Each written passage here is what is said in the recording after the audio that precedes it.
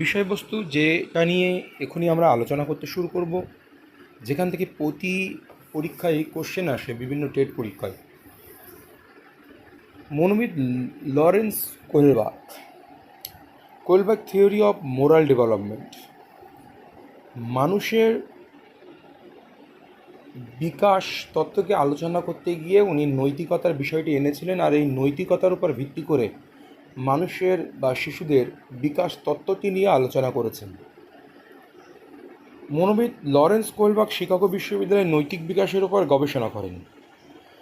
এইবার আমরা তিনি কিভাবে কোয়েলবাক এই নৈতিক বিকাশের এই যে ম্যাটারটি তত্ত্বটি কিভাবে ডেভেলপ করেছিলেন। কোয়েলবাক সাধারণত আমি তার আগে জেনে দিই নৈতিক বিকাশ বলতে কী। যখন একটা শিশু বা একটা ছাত্রছাত্রী ভালো খারাপ ন্যায় অন্যায় এই বিচার বিশ্লেষণ করতে যায়, কোনটি ন্যায় কোনটি অন্যায়, এই যে বিচার বিশ্লেষণ, এটা হচ্ছে নৈতিকতা। কোয়েলবার্গ সাধারণত তার নৈতিক বিকাশটি একটি গল্পের উপর ভিত্তি করে তৈরি করেছেন। কোয়েলবার্গ সাধারণত যখন শিকাগো বিশ্ববিদ্যালয়ে রিসার্চ করতেন বা তিনি তার নৈতিক তত্ত্বটি বিকাশের তত্ত্বটি তিনি তৈরি করেছিলেন, সাধারণত যুবক শিশু মানে ইয়ং চিলড্রেনদের উপর বিভিন্ন গবেষণা বা সাক্ষাৎকারের মধ্য দিয়ে তিনি তার এই মোরাল নৈতিক বিকাশের তত্ত্বটি ডেভেলপ করেছিলেন। কিন্তু এখানে সেই ডেভেলপ করার জন্য তিনি যে গল্পটির আশ্রয় নিয়েছিলেন মোরাল ডিলেমাস, এখানে দ্য হেনিস ডিলেমা বলা হচ্ছে। হেনিস স্টিলস দ্য ড্রাগ। হেনিস নামে এক ব্যক্তি, ইউরোপে বাড়ি ওনার ওয়াইফ ক্যান্সারে আক্রান্ত হয়ে মৃত্যুমুখী পর্যায়ে। সেই গল্পটার উপরে ভিত্তি করে তিনি এই নৈতিক বিকাশের যে লেভেল বা স্টেজগুলো উনি লিখেছেন হেনিস। তো হেনিসের এই স্টিল দ্য ড্রাগ মানে ওষুধ চুরির উপরে ভিত্তি করে তিনি এই তার লেভেলটাকে ডেভেলপ করেছেন বা স্টেজকে ডেভেলপ করেছেন। তিনি 3টি লেভেলের কথা বলেছেন এবং স্টেজের কথা বলেছেন 6টি স্তর এবং পর্যায়। তো গল্পটা আমরা আগে একটু জেনে নিই। ওনার ওয়াইফের ক্যান্সার হয়েছে। ক্যান্সার হওয়ার পরে কোনো ডক্টর সে একটি মেডিসিন সাজেস্ট করেছেন, সেই মেডিসিন ছাড়া বাঁচতেই পারবে না। কিন্তু সেই ড্রাগ বা ওষুধটি কেনার জন্য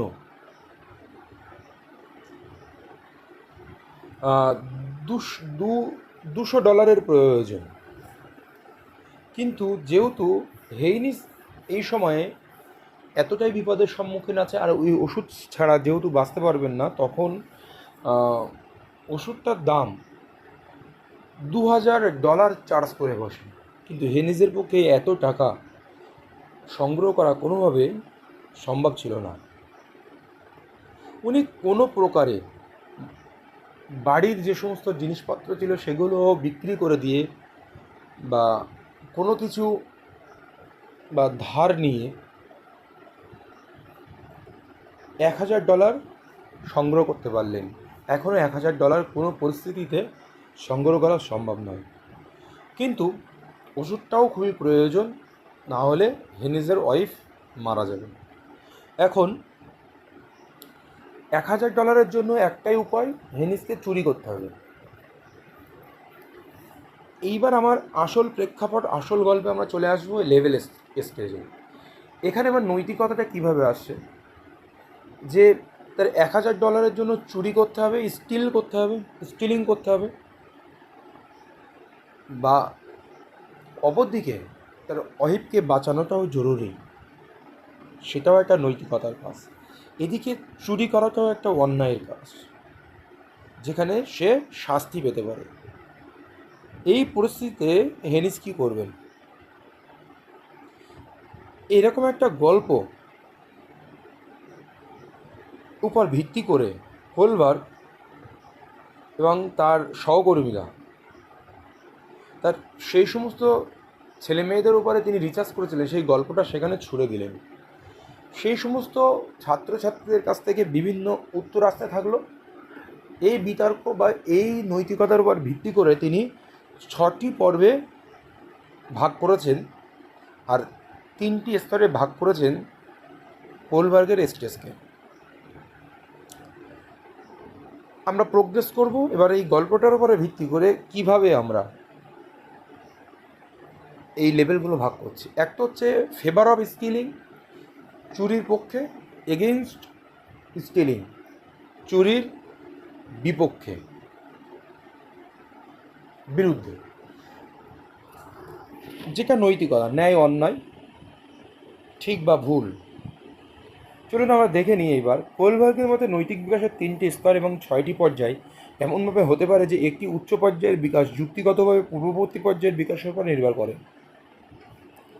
এখানে লেভেল 1, প্রথম স্তর, প্রাক সংস্কার নৈতিকতা, প্রি কনভেনশনাল মোরালিটি। এই স্তরে বলা হয়েছে রিওয়ার্ড অ্যান্ড পানিশমেন্টের কথা। পুরস্কার বা শাস্তির পরিপ্রেক্ষিতে এই টোটাল স্টেজটি বিবেচনা করা হচ্ছে। তো এখানে এই প্রথম স্তরকে আবার দুটি পর্যায়ে ভাগ করা হয়েছে, প্রথম পর্যায় ও দ্বিতীয় পর্যায়ে, স্টেজ 1, স্টেজ 2।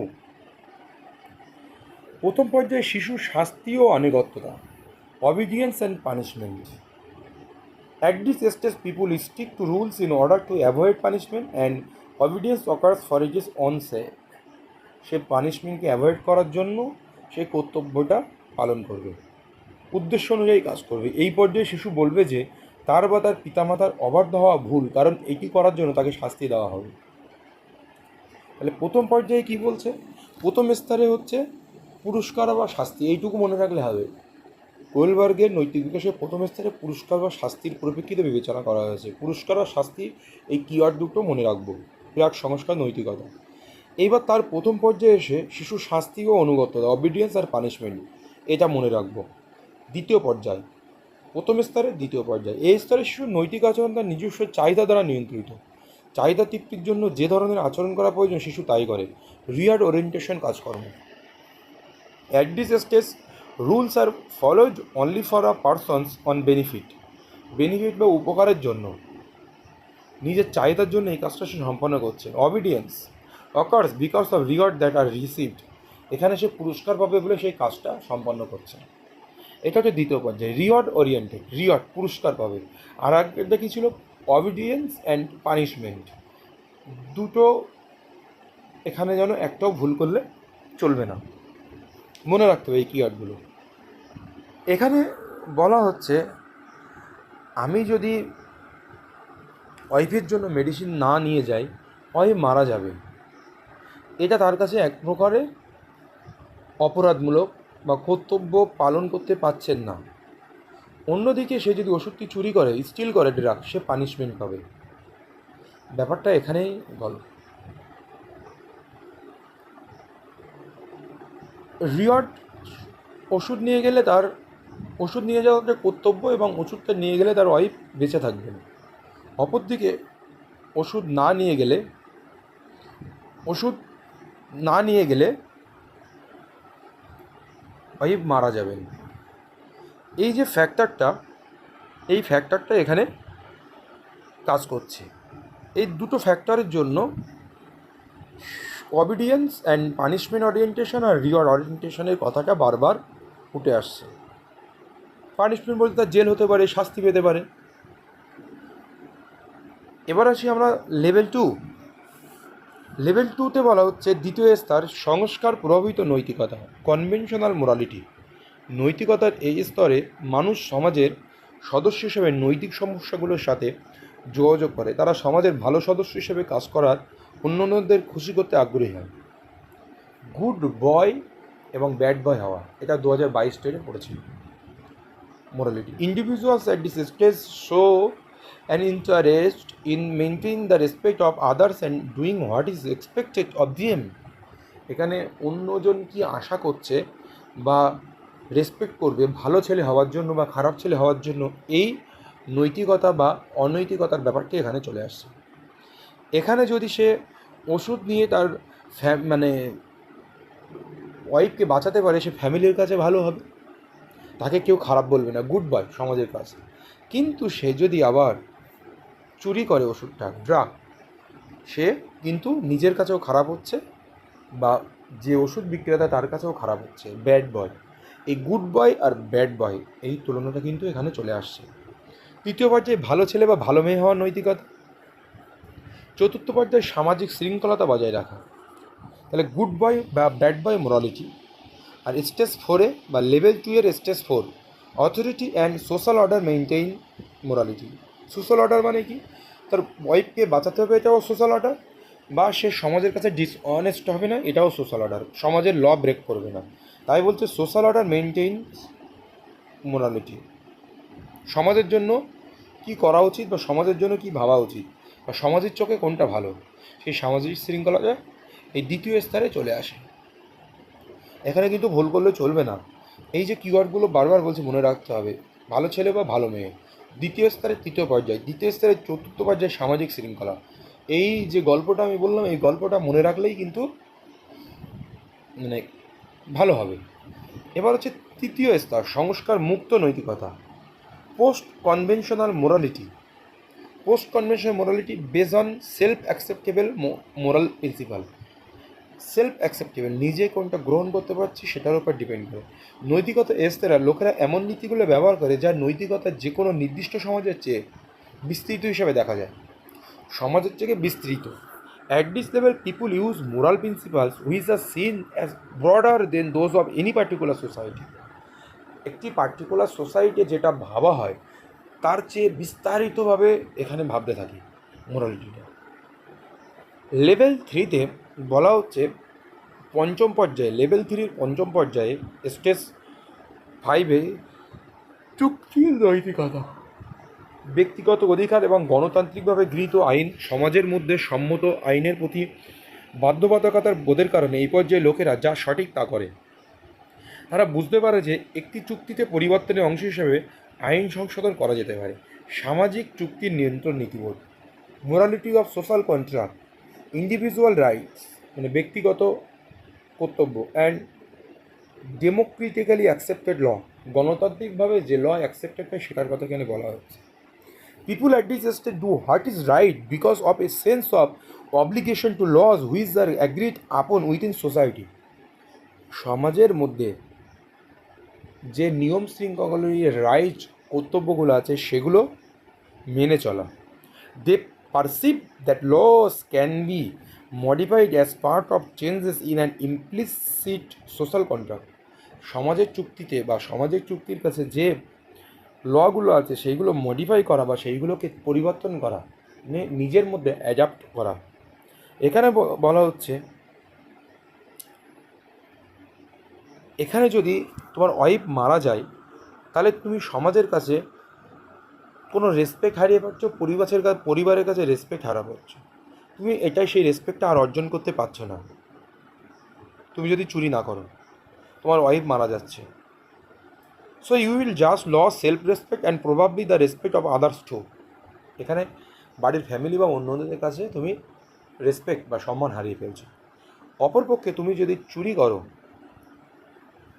তোমার যে রেসপেক্ট আছে সেখানেও ভায়োলেট হচ্ছে, সমাজের নিয়ম ভায়োলেট হচ্ছে। যে সমাজে একটা নিয়ম আছে যে কারো কাছে চুরি না করা, এটা তোমার রাইট, কর্তব্য, তুমি সেটা করে ফেলছো। তাহলে তুমি তোমার যে রেসপেক্টটা নিয়ে তুমি বহন করে চলছে সেই রেসপেক্ট তুমি নষ্ট করে বললে। ওকে, এটা হচ্ছে স্টেজ 5-এর কথা বলা হচ্ছে, লেভেল 3 স্টেজ 5। লেভেল 3 ষষ্ঠ পর্যায়ে গিয়ে আমরা কি বলছি, ষষ্ঠ পর্যায়ে গিয়ে আমরা বলছি সর্বজনীন নীতিবোধ। এখানে বলছে এই স্তর বিবেক দ্বারা নিয়ন্ত্রিত, সকলের কল্যাণ হয় এমন নীতিবোধ। এর জন্য প্রয়োজন হয় বিমূর্ত চিন্তন ক্ষমতা। তাহলে বিমূর্ত চিন্তন, সকলের উন্নতি বা সকলের কল্যাণ হয় সেই কথা বলা হয়েছে। Morality of individual principles and conscience, At this final stage, a person follows law because they are based on universal ethical principle, সর্বজনীন নৈতিক নীতি. Law that violate the principle are disobeyed. এই ল যেটি ভায়োলেট করে, লঙ্ঘন করে, দ্য প্রিন্সিপাল অ্যান্ড ডিসঅবেড, প্রিন্সিপাল আর ডিসঅবেড, যে নীতিগুলোকে আমি ডিসঅবেড মানছি না, তাহলে এখানে যে নিজের বিবেক দ্বারা যেটা নিয়ন্ত্রিত হয় সেটা আমি বুঝতে পারি যে বিবেক দ্বারা নীতিবোধ সকলের জন্য সর্বজনীন উপকারে যেটা হয় সেটাকে এখানে মান্যতা দিতে হবে. If you do not steal the drug and if you let your wife die, you will always condemn yourself for it after all. তুমি এবার সমাজের কাছে বা পরিবারের কাছে যে রেসপেক্ট হারাতে সেটা নয়, এখানে যে তুমি নিজের কাছে ছোট হয়ে যাচ্ছ, নিজের কাছে সমালোচনা করছো, নিজের কাছে ছোট হয়ে যাচ্ছ, নিজের এথিকটাই তুমি নষ্ট করে ফেলছো, কারণ এখানে তোমার ওয়াইফ মারা যাচ্ছে. You would not be blamed and you will have lived up to the outside rule of the law, but you would not have lived up to your own standards of conscience. তোমার যে নিজস্ব যে চেতনা আছে সেই চেতনার কাছে তুমি আর থাকতে পারছো না, সেই চেতনা থেকে বেরিয়ে আসছো যে আমার ওয়াইফ মারা যাবে, এখন আমি কি করব, তাহলে ওয়াইফ মারা যাবে, এটা তোমার কি চেতনা বা সর্বজনীন নীতিবোধ? এটা কখনোই হতে পারে না. আমার ওয়াইফ মারা যাবে এটা সর্বজনীন নীতিবোধ হতেই পারে না. অপরপক্ষে if you steal the drug you would not be blamed by other people. তুমি যদি ড্রাগটি চুরি করো তুমি কাউকে দোষ দিতে পারবে না, নিজের দোষ নিজেই দিতে হবে. But you will condemn your self because you would not have lived up to your own conscience and standards of honesty. Honesty বা সততার বা তোমার চেতনার মধ্যে যেটা আছে চুরি না করা, সেই চুরিটাকে তুমি করে ফেলছো, তুমি এর জন্য কাউকে দোষও দিতে পারবে না.